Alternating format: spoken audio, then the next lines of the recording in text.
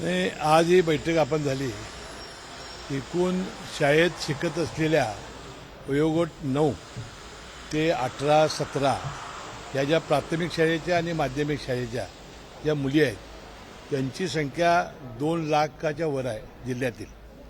त्यांना आपण CSR फंडातून दानशूर व्यक्तीकडून आणि वैद्यकीय शिक्षण, सार्वजनिक आरोग्य इतर सगळ्या अधिकाऱ्यांची मदत करून आपण लसीकरणाची मोहीम हातामध्ये घेतलेली आहे. आणि लस अतिशय सुरक्षित आहे की या लसीचा WHOनी, ICMRनी आणि अनेकांनी संशोधन करून ही लस विकसित केलेली आहे. मला वाटते ज्यावेळा केंद्राचं बजेट मांडलं गेलं त्यावेळेसुद्धा निर्मला सीतारामजींनी सुद्धा याचा उल्लेख केला होता. आणि परवासुद्धा आपल्या ज्या महिला बालविकास मंत्री आहेत आदित्यताई तटकरे यांनी राज्यामध्ये लस टोचण्यासाठी आपण महत्त्वाकांक्षी प्रकल्प हातामध्ये घेणार आहेत असं सूचना केल्या. आमच्या कागल तालुक्यातील मला वाटते रामनवमीपर्यंत आमचा कागल तालुका पूर्ण संपेल आणि कोल्हापूर जिल्ह्यातसुद्धा मेपर्यंत म्हणजे शाळा सुट्टी होईतोपर्यंत संपवण्याचं आपलं नियोजन आहे.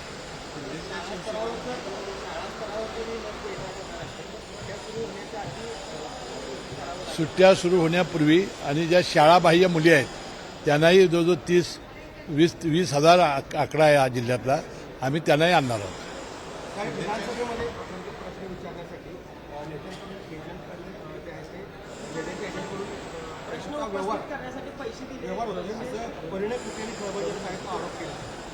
कुणाकडून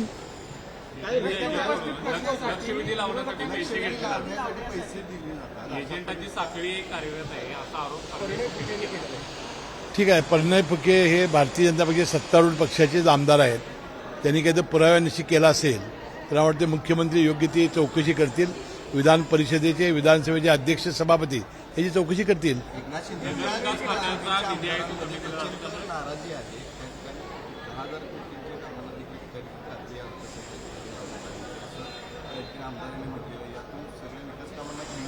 नाही, हे बघा, एकूण GDPच्या 3% आपल्याला अर्थसंकल्पामध्ये आपल्याला जो अर्थसंकल्पाचा जो भार आहे तो ठेवायचा असतो.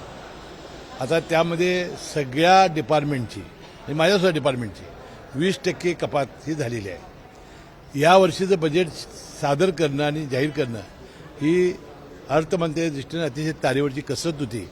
अतिशय कौशल्यानं उपमुख्यमंत्री आणि मुख्यमंत्री यांनी ही पार केली असं माझं मत आहे. मला वाटतं कुठलाही नवीन कर सामान्य माणसावर न लावता असलेल्या साधन सामुग्रीमध्ये त्यांनी हे बजेट सादर केलेलं आहे. आणि मला वाटतं कुठलीही योजना बंद केलेली नाही.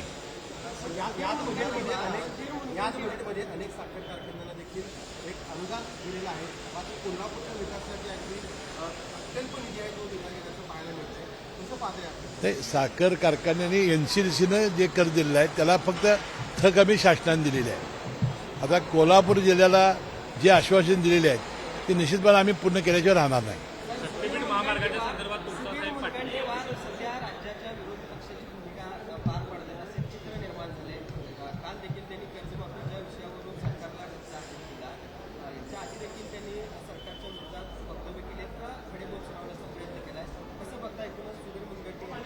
नाही, त्यांनी भाषणामध्ये सांगितलं मी लोकांच्या भावना मांडत असताना मी नाराज आहे असं तुम्ही कृपया हे करू नका.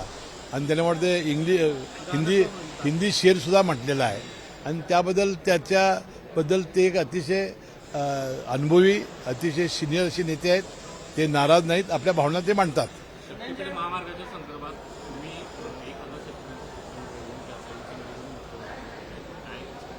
अहो, मुख्यमंत्र्यांचं भाषण तरी ऐका. ते काय म्हणाले, मी आणि मुश्रीफ साहेब विमानतळावर पोचलो त्यावेळेला हजारो शेतकरी तिथं आम्हाला निवेदन घेऊन आलेले होते असं त्याचं भाषण आहे. माझा शेतकऱ्यांच्या बरोबर मी आहे. आता शेतकरीच बदलणार असतील तर माझा नाईलाज आहे.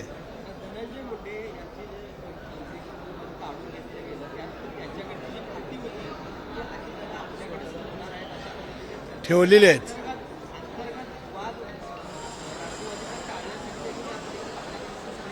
हे बघा, अशी ज्यावेळा परिस्थिती येते त्यावेळा जो मुख्य नेता असतो पक्षाचा आणि तो आपली खातं आपल्याकडे ठेवत असतो. त्यापूर्वीसुद्धा आपल्या जे आता सध्याचे मुख्यमंत्री देवेंद्र फडणवीस साहेबांकडे 5-6 खाती होती. एकनाथ शिंदे साहेबांकडे 5-6 खाती होती. आता दादाकडे 3च आहेत. आता हे रिकाम झालेलं खातं कुणाला देणार? पुन्हा आता समजा ते जर निर्दोष झाले म्हणजे काय नाही झालं तर पुन्हा त्याला खातं द्यावं लागेल, त्याला मंत्रिमंडळ घ्यावं लागेल.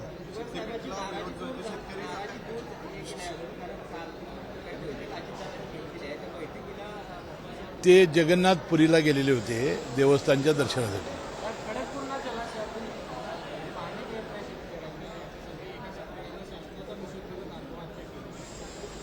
ती काय मी माहिती घेतलेली नाही.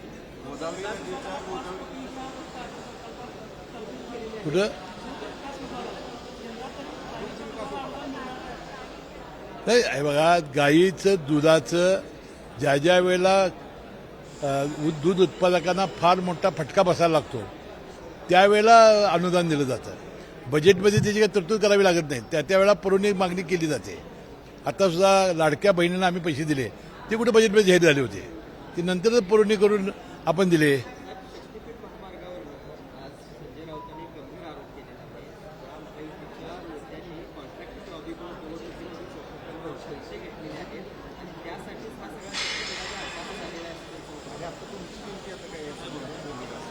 नाही, एक लक्षात घ्या की निवडणुकीपूर्वी काय घेतलेलं आहे काय नाही याची माहिती संजय राऊतना असेल तर त्यांनी पुराव्यानुसार जाहीर करावी.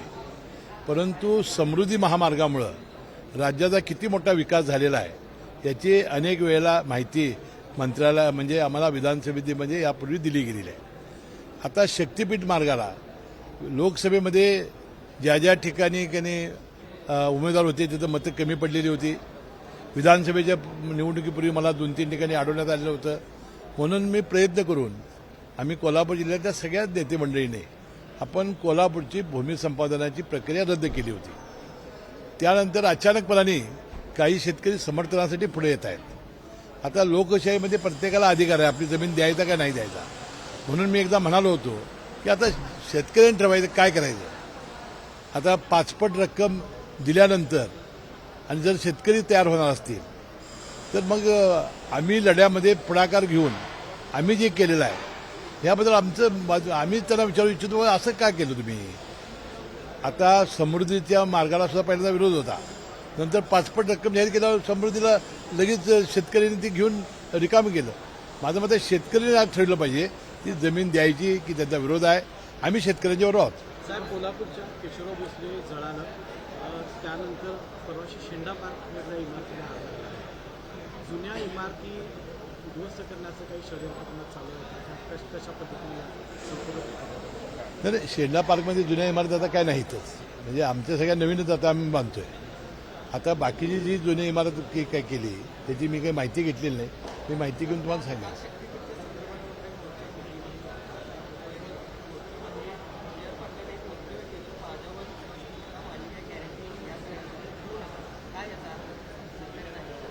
नाही, ते जयंत पाटलांना विचारलं पाहिजे. एक मात्र गोष्ट ठळकपणानं माझ्या लक्षात आलेली आहे आणि तुमच्याही लक्षात आली असेल. विधानसभेच्या निवडणुकीच्या निकालानंतर महायुतीला प्रचंड यश लाभल्यानंतर जयंत पाटील साहेबांचा नाराज आहे ते नक्की. मला एकदा ते नागपूरला बोलून त्यांनी दाखवलं होतं, मुश्रीफ साहेब माझं मन कशात लागत नाही असं ते म्हणाले होते. आता मला काय वाटतं की 5 वर्ष ही सगळं टिकवणं, पक्ष टिकवणं सत्तेत नसताना हे फार अवघड गोष्ट आहे. मला वाटतं त्यांना त्याची कल्पना आली आणि जाण आली असावी. पण लागत नाही, मनपरिवर्तन होणार का मग?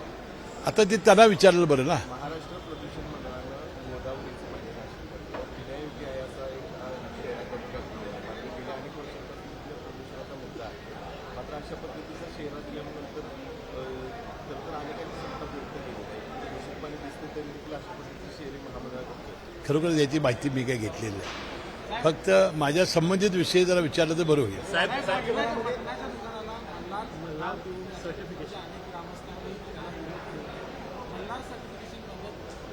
त्याला जोडूनच साहेब की नितेश राणेंनी म्हटले की छत्रपती शिवाजी महाराजांच्या सैन्यात मुस्लिम मावळे नव्हते. याबद्दल अजितदादांनी सुद्धा काल त्याचं वक्तव्याचा समाचार घेतलेला आहे.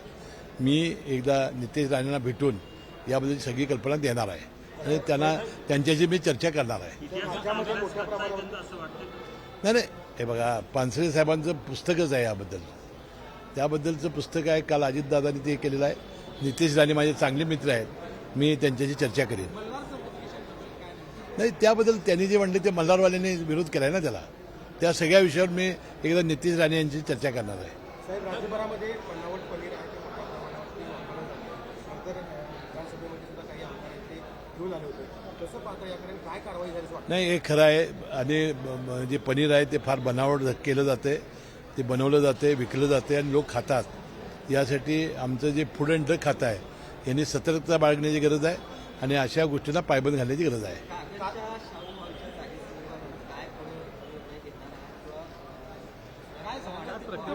आता हे बघा, शाहू हॉल 100-150 वर्षापूर्वी नगरपालिकेच्या ताब्यात आहे. अनेक कार्यक्रम झालेले आहेत. मला वाटते विक्रमशिव राजे असताना सुद्धा कार्यक्रम घेतले होते.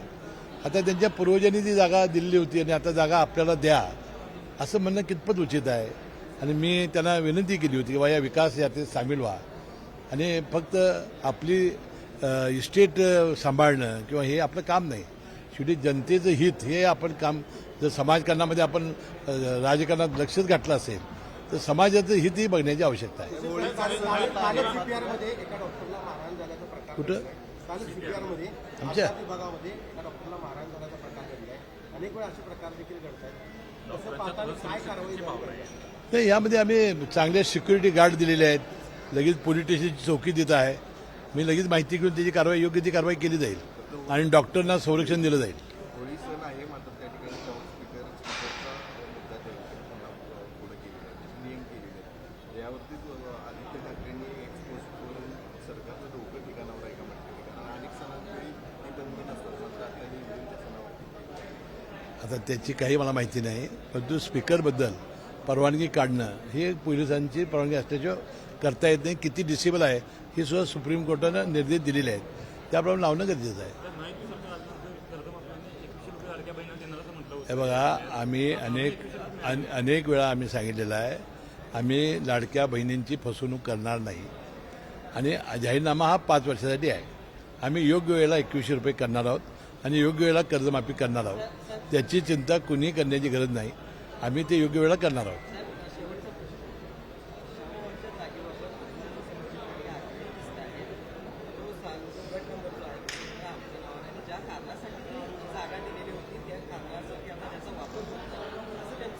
शाहूवालचा होत नाही, शाहूवालचा होत नाही वापर. पोलीस स्टेशन नाही तिथं, जिल्हा परिषद दवाखाना नाही तिथं. अहो 100-150 वर्षापूर्वी ठीक झालं, छत्रपती शाहू महाराजांनी दिलेल्या जमिनी काढून घेतल्या नाहीत. त्या धनगरांना दिलेल्या आहेत, दलितांना दिलेल्या आहेत. तो शाहू महाराज कुठं आणि हे कुठं? नाही, आता न्यायालय आता हे बघा, त्यांनी मागणी केलेली आहे, ते कोर्टात गेलेले आहेत, नगरपालिका कोर्टात गेलेली आहे, जनता कोर्टात गेलेली आहे. आणि कागलच्या विकासासाठी ती जागेची गरज आहे ना. फार म्हणजे पार्किंगसाठी जागा नाही आम्हाला. अनेक गोष्टी त्यातून करता येण्यासारख्या आहेत. आणि पूर्वी अनेक कायदे असे झालेले आहेत, अनेक निकाल झाले आहेत. 100 वर्षे त्याचा कब्जा आहे. ते कधीच म्हणजे असं ताबा गेलेला नाही. ठीक आहे, आपण न्यायालयीन लढाई त्यांना अनेक वेळा विनंती करून सुद्धा ते ऐकणारच नसतील तर जनताच रस्त्यावर उतरेल आणि सांगेल.